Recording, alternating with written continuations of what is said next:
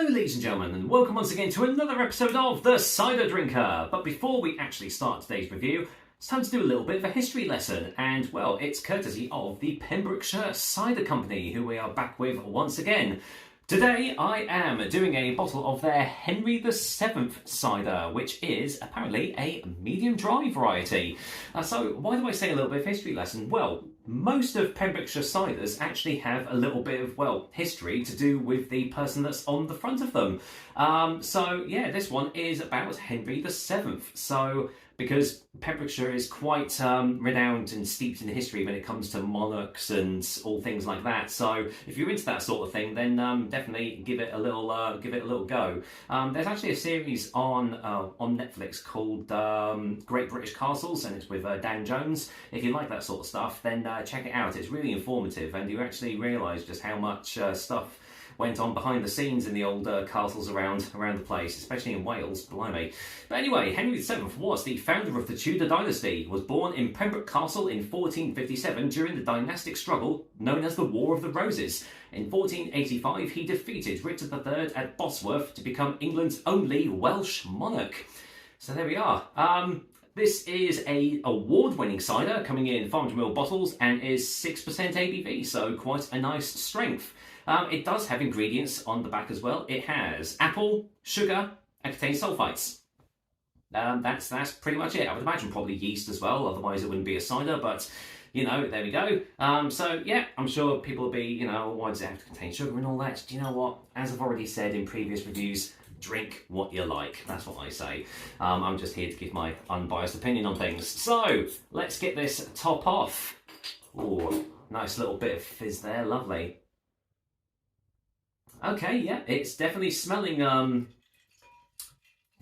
it's smelling like a medium dry cider is going to smell, if that makes any sense, but I'll get more into that once I've actually got the whole lot in the old glass. Right, you go over there, old Henry, and, oh, blimey, I really do need to start, wiping my glasses down a bit more, but, yeah, as you can see, lightly carbonated, and, well, yeah, light amber, deep dark straw colour there. Looks pretty nice in the glass. What does it smell like? Right, okay, so quite sweet. Almost sort of like confectionery sweet style sweet. Definitely green apples on the aroma. Definitely getting more of the sweeter apple vibes there. Don't know whether that's from the sugar added in, but yeah, it's actually smelling pretty, I don't want to say generic, but generally when you smell a medium dry cider, it has a sort of sometimes a distinctive smell, especially if it's catering for a more wider audience. So, but yeah, it's still smelling inviting. It smells like it's going to be refreshing and juicy. So let's dive in. Cheers, everyone. Well, yeah, Pembrokeshire cider. Cheers.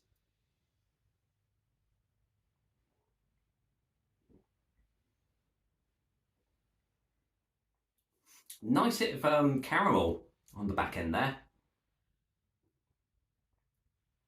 Okay.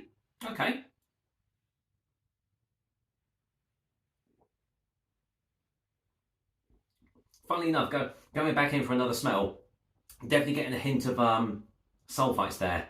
Little bit of egginess just on the back end there. So a little bit of a shame. Obviously, a little bit too heavy on the sulfites maybe, but definitely not fully off-putting. I've had a lot worse eggy smelling ciders than that for sure. But do you know what? It's an okay cider. It's pretty damn good actually.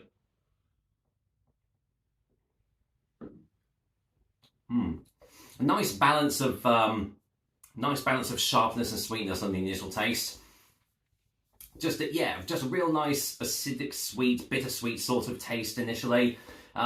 Lovely caramel, toffee sort of undertones as it's going down your throat, and just quite a nice lingering, slightly bitter, dry finish as well.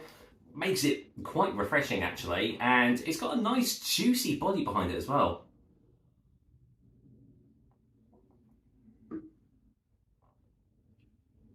This is drinking like a 4.5% cider, not a 6% one for sure. Yeah, quite dangerously drinkable. Really nice flavours going on. Nothing absolutely mind-blowing, but you know what? There is a nice, it's just nicely balanced. easygoing, nice summer cider. I mean, it's not really summer weather out there at the moment, but hopefully it will be coming in the next few months. But yeah, definitely I can see this being a beer garden cider for sure. Go out in your garden, have a nice drink of it. Yeah, I'm down for this one. Final taste for a final verdict for old Henry.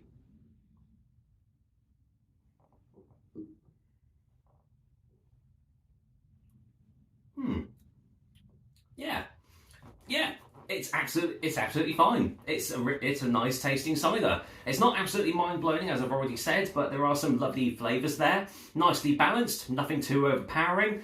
Yes, the slight sulfites on the smell can put some people off, but actually going in again, can't smell it now. So yeah, there is that. But apart from that, nice smells, nice flavours, nicely balanced, juicy, refreshing, and overall, yeah, quite a well done cider. So, with that said, oh dear, where's me chalk? There we go.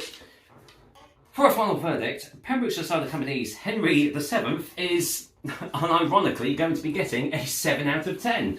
I didn't mean to do that, but that's just the way the cookie crumbles sometimes. So, there we go. Henry VII gets his well-deserved 7 out of 10. So, yeah, over around the Pembrokeshire area, definitely keep an eye out for good old Henry VII and the rest of the Pembrokeshire Ciders range. I've got one more of their range to try later on, which is more of a fruity affair, but we'll go into more detail when I actually get round to the review of it. But for now, that's another episode of the Cider Drink for you guys. Hope you liked it, and as usual, I'll be back with another delicious and tasty cider soon. Until then, it is nearly the bank holiday weekend, so whatever you're doing, hope you have a great time, and I'll see you on the next review. Cheers.